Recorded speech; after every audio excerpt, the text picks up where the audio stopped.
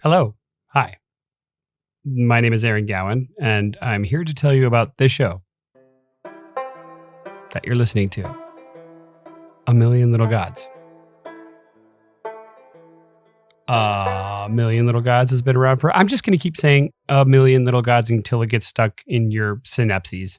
A Million Little Gods. AMLG. A Million Little Gods is celebrating its 10th anniversary today.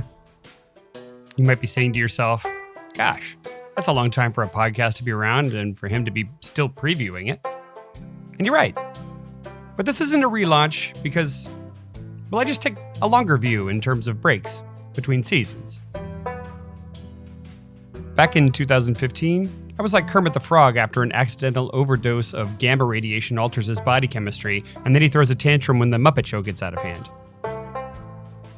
Really, really green. By the time I finished that first season, I realized I hadn't been making one-off episodes. I'd been making a case over a series of episodes for what it means to be a self, and why that might or might not be important.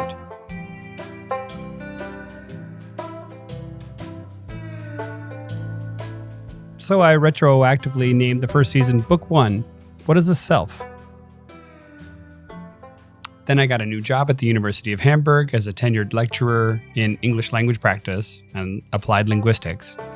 I enlisted students to help out with the show in exchange for elective credits. And a colleague, who's now one of my best friends in the world, Ben Feddersen, became my co-host.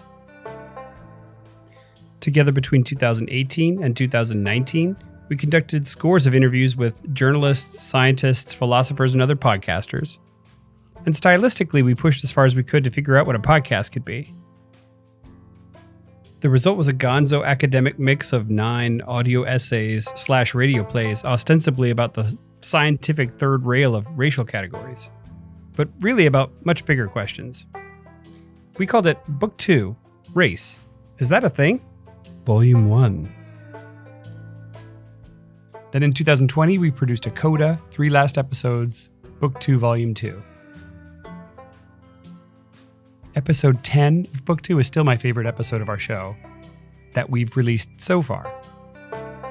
3 years ago, however, Ben decided to devote his massive brain power and uncanny skills as a raconteur to helping a multi-billion-dollar startup give the world a better battery that can save more energy.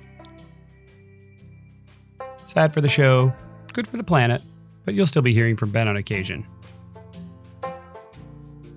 Meanwhile, over those 3 years, I've emigrated the show to Substack, where I began publishing little newsletter essays as I planned out the next season. I also jumped back into interviewing and collaborating with guests and co-hosts, all of whom I've left wondering, what the heck, man? Where's the podcast we worked on? Well, there were a couple of things I realized I wanted to accomplish with the pod.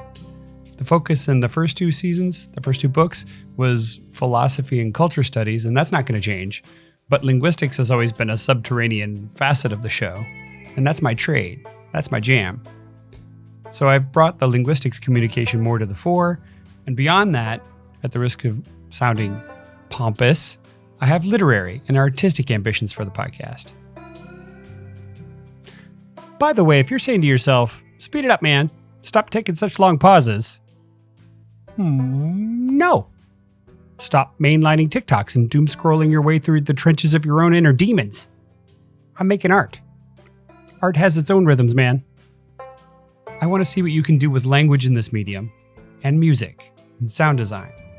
On July 31st, I'll be back in full swing with the introduction to Book 3. And like every other upcoming chapter, the introduction immerses you in spatial audio. So do me a favor. If you're listening to this at home or work on a set of speakers or a Sonos bar or an Alexa or something, please switch over to headphones so you can hear the actual sound design. And even though I know it's convenient to speed up your podcasts, please listen to this at normal speed.